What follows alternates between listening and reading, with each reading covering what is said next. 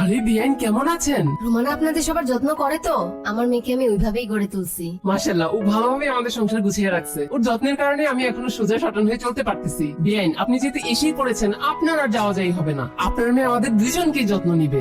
আম্মা, মা এখানে কিভাবে থাকবে?